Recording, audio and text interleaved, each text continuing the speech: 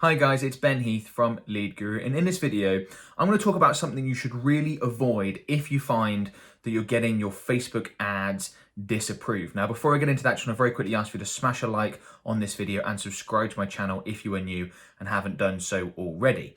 Okay, so there are many different reasons why you can have your Facebook ads disapproved. It's something that most Facebook advertisers will have to deal with very regularly. It is very frustrating.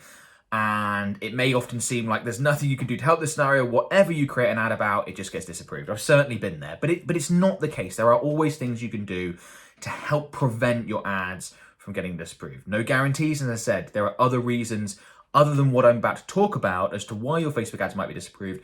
But if you can avoid this big issue, it should certainly help. And that's personalization in your Facebook ad copy, either in the headline or in this case, I'm going to use the primary text. Facebook really doesn't want you to sort of personalize copy or make anything seem too personal. And too personal is by Facebook standards, not necessarily by what you might think. So, one thing to absolutely avoid is direct questions in your ad copy. Direct questions that are personal. So, you want to avoid things like, are you? Or do you? I'll put them on different lines. Or have you? So you don't want to say things like, are you in the market for da da da da? Have you just gotten divorced? Or do you have certain medical condition? All that stuff is an absolute no-no. Okay, the word you should basically be avoided at all costs, particularly within a question. You can get away with more things like, make sure you take advantage of the special offer is fine, but you don't want to be asking, are you, do you, have you? There are some industries where this is even more important than others. Anything to do with medical, fairly understandably, is very, very sort of close to the wire, and Facebook's going to be very, very hot on that and disapprove ads if they have any of those questions. But in general, even outside of that, you're often going to run into things with this sort of stuff. So first thing I'd say about getting personalization out of your ad copy is get rid of all of those. It doesn't mean that you can't still ask questions.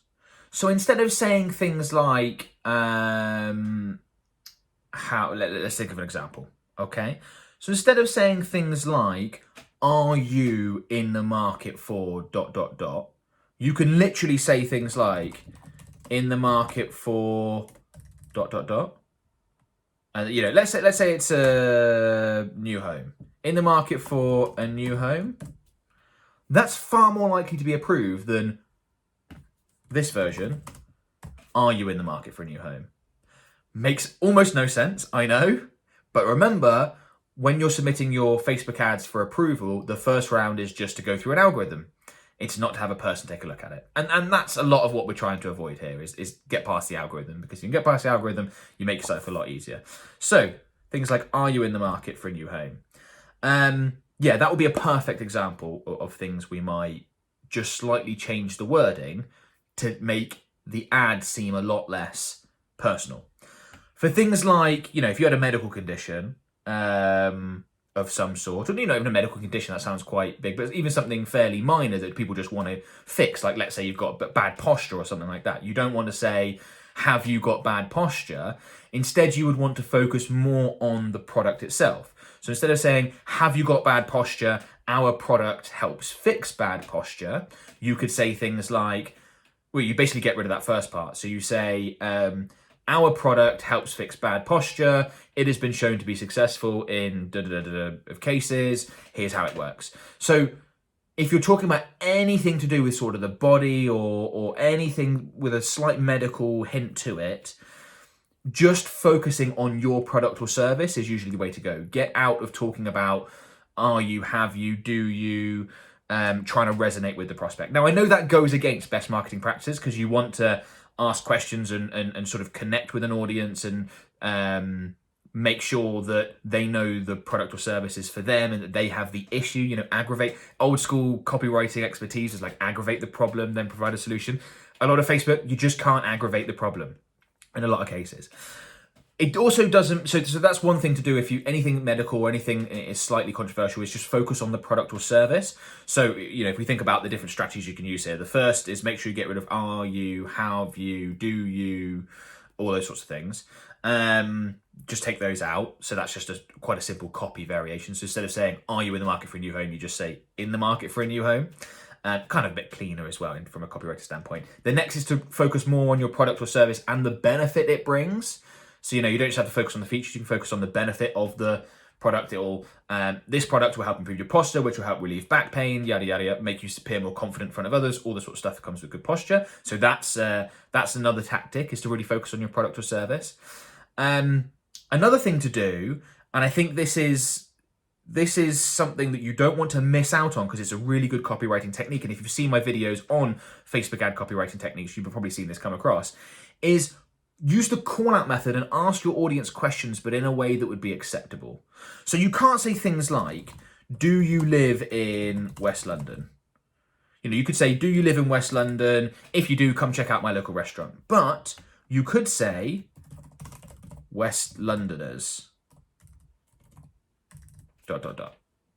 Okay? You're basically saying the same things. Do you live in West London versus West Londoners, ... is a similar idea.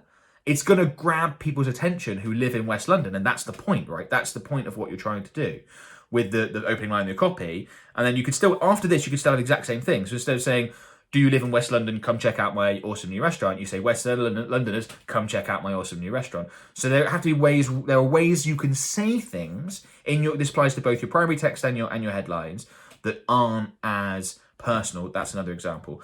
You can also identify people by things they're doing in their lives. So things like, you could say things like, getting married would probably go through, but are you getting married, or have you recently got engaged? They're not going to like that. I've used this one in the past where you can say like moving home, ? If you're a moving company, or, like something like that. Redecorating. How did I spell that? Redecorate. It's hard to type in text at the same time. Hard to talk and type at the same time even. Redecorating, need a new kitchen. Might get through. Much better chance of getting through than do you need a kitchen, or do you want a new kitchen? It's also cleaner as well. So hopefully you can see the sorts of things that I'm talking about. You don't need to abandon, yes, to some extent you want to focus on your product and service as opposed to as much on the prospect, but you don't need to abandon anything that identifies with the prospect. So things like West Londoners, moving home, redecorating, either based on a live event or someone's location or something they're interested in. You could have something like soccer fans. If that's where your target market is, a call-out method can still be applied and is a very effective Facebook ad copywriting strategy. So don't throw it out, but you just need to change the wording on it. The other thing I want to mention around that, when it comes to making your Facebook ad copy less personalized, which is going to help you get your Facebook ads approved and help prevent them get disapproved, is you can't do that sort of identification call-out method with all things. So it's perfectly fine to say things like soccer fans, ... But if you try to say something like, bring that up. If you try to do something like Republicans or Democrats or some sort of political affiliation, yeah, that's not likely to work as well. Okay? That's not going to... You're far more likely to get it disapproved because politics is obviously much more of a controversial topic, right? Same with anything to do with like someone's background or ethnicity. You can identify your target audience for the call-out method based on what they're interested in, but not based on anything that's even slightly controversial. So nothing medical, stay away from anything political, religious, unless, of course, you absolutely have to because it's around what you sell. And yeah, anything to do with someone's ethnicity, all those sorts of things are pretty difficult. Finances even, you couldn't I'd be very surprised if you could get, low income earners through, it's just not really going to work. But someone who's interested in cars, if you put car enthusiasts, that's going to be fine. So with this, you have to be a bit smart about it. Just think like, what do Facebook don't want ads that are controversial. They don't. So what can you avoid to make your ad seem less controversial? They also really don't want ads that are have too much personalization, as we've been over the are you, do you, have you. And I think Facebook recently has been giving less reasons as to why your Facebook ads have been disapproved. So previously they would be better off at saying your ad has been disapproved for this following policy violation. They're getting less and less good at providing that detail, which is annoying. And I think this is one that when people sort of send me ads, you know, say this has been disapproved, why, and sort of take a look at it, and I think often I'm telling people your copy is too personalized.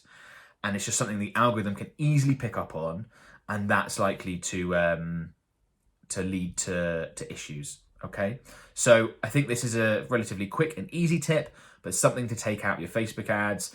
If you find that your Facebook ads are getting disapproved, try an ad copy variation that has no personalization in it, focuses more on your product or service. Take all the U's out of not the U's in the letter, but the YOU's out of your copy, and just see. I wouldn't be surprised if it goes through and actually works. Okay.